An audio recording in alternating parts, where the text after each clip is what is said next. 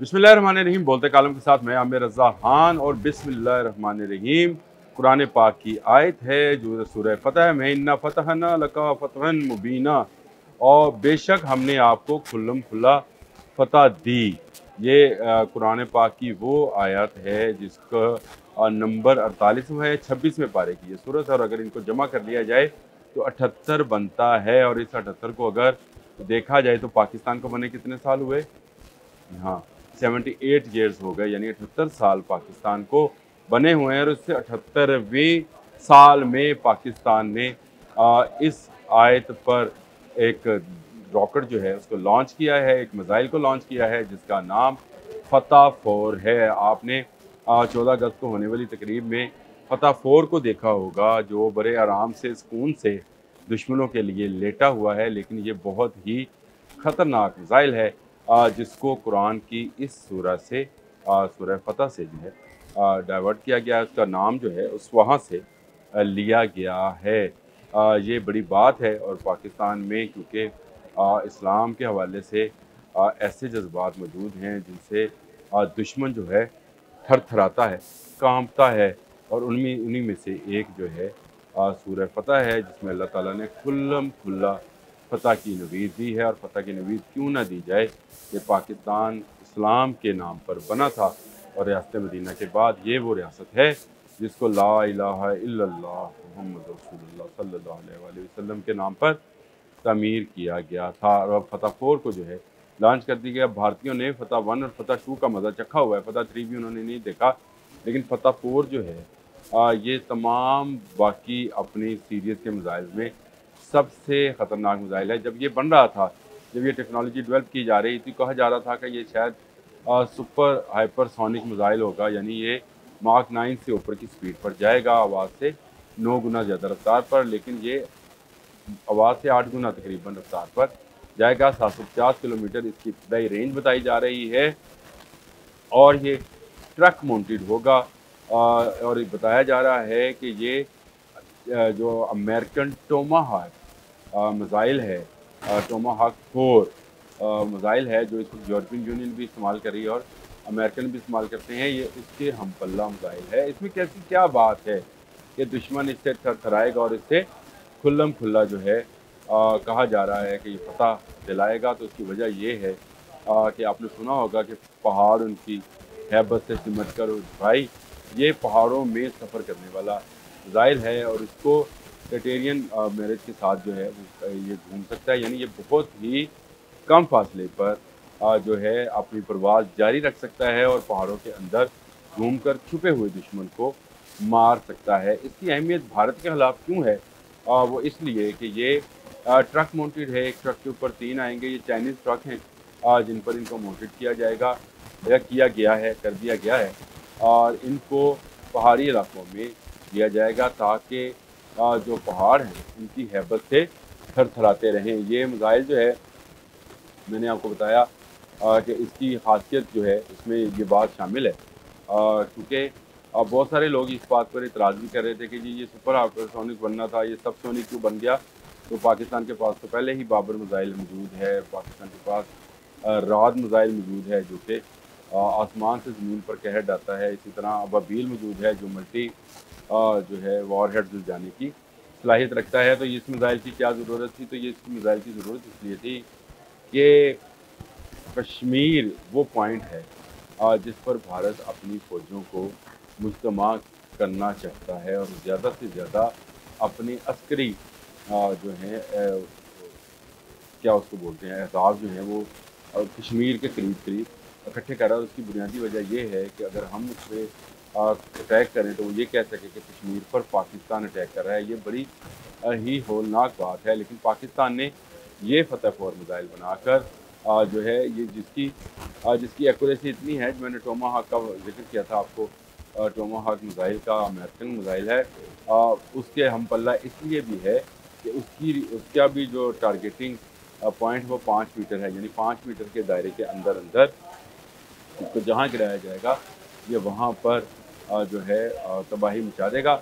और इस मिसाइल की एक ख़ास बात ये भी है कि ये बहुत ज़्यादा तादाद में अगर चलाए जाएँ तो इसको S-400 नहीं रोक पाएगा, क्योंकि S-400 जो है वो ज़्यादा बुलंदी पर आने वाली जो ऑब्जेक्ट्स हैं, फ्लाइंग ऑब्जेक्ट्स हैं, जैसे जहाज़ हैं या मिसाइल्स हैं, उनको डिटेक्ट करके निशाना बनाता है। जो ज़्यादा बुलंदी पर ना हो वो इससे छुप सकते हैं। तो ये स्टेल्थ टेक्नोलॉजी इसके अंदर मौजूद है कि जो इंटरसेप्टर थी उनको ये धोखा दे सकता है मिसाइल। और ये मिसाइल जो है ये अब पाकिस्तान की फ़ौज के हवाले है, जिसकी नुमाइश भी कर दी गई है। मैंने जब एक मरतबा पहले फतह 4 का जिक्र किया था तो बहुत सारे लोगों ने कमेंट्स में नीचे आकर लिखा था कि अभी ये बहुत दूर की बात है, अभी तो फतह 3 जो है इस पर काम हो रहा है। तो मैंने उसको भी कहा था कि फतह 4 मिसाइल टेक्नोलॉजी जो है ये पाकिस्तान की अपनी डेवलप करदा टेक्नोलॉजी है। या याद रखिएगा, ये ना चाइना से है, ना अमेरिका, ना यूरोपियन, ना तुर्की। ये पाकिस्तानी साइंटिस्ट की फतह सीरीज़ जो है ये अपनी इजाद है, और इसमें हर आने वाले दिन के साथ साथ इजाफा किया चला जाएगा और इजाफा किया जाएगा। इसकी रेंज भी बढ़ाई जाएगी, इसकी ताकत भी बढ़ाई जाएगी, और इसमें जो बारूद इसमें नस्ब किया जाना है वो भी इसका बनाया जाएगा। 330 किलोग्राम की वार हेड ले जाने की ये सलाहियत रखता है, और हाई एक्सप्लोसिव जो वार हेड्स हैं जो ले जाएगा। इसका अपना वज़न 1530 किलोग्राम है। ये बहुत सारी बातें वो हैं जो बहुत सारे व्लॉगर्स ने आपको बताई, लेकिन किसी ने आपको ये नहीं बताया कि इसका फतह सीरीज़ का नाम हमने कहाँ से लिया था और कहाँ से हमने इसका निकाला था। ये वाकई में खुल्ला फतह की खुशखबरी है जो आपको दी जा रही है।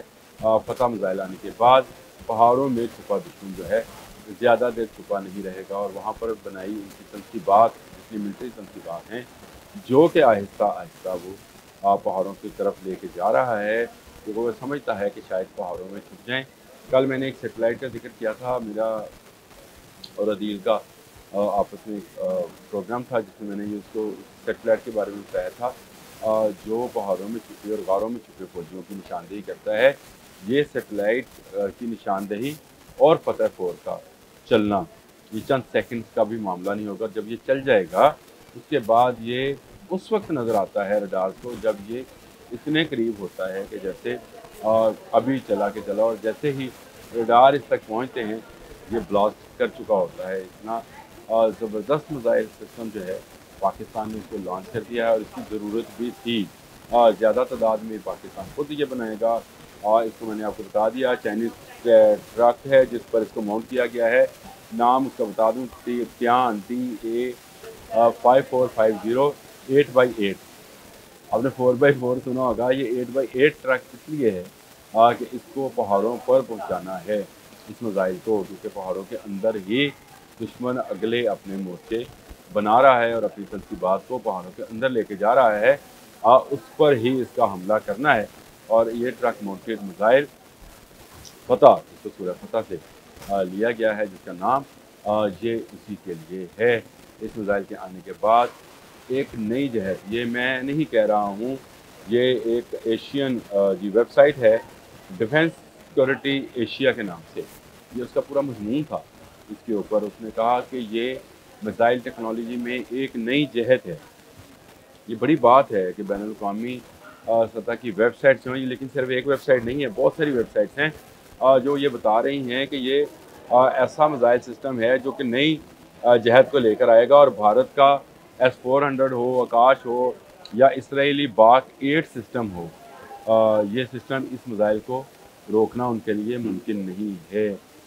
ये बड़े ज़बरदस्त, यानी रशियन टेक्नोलॉजी S-400, आकाश जो है ये भारत की अपनी टेक्नोलॉजी है, बाक 8 जो है ये इसराइली टेक्नोलॉजी है। तो इसका मतलब ये हुआ कि इस मिसाइल को जब ये चला दिया जाएगा रोकना मुमकिन नहीं होगा, और पाकिस्तान इस मिसाइल की रेंज और वार हेड ले जाने की कैपेबिलिटी को भी बढ़ा सकता है। आने वाले दिनों में इसको बढ़ाया भी जाएगा, और आप जल्द फतह 5 भी सुनेंगे। अभी तो फतह 4 है, फतह 5 की खुशखबरी भी आपको इंशाल्लाह देंगे।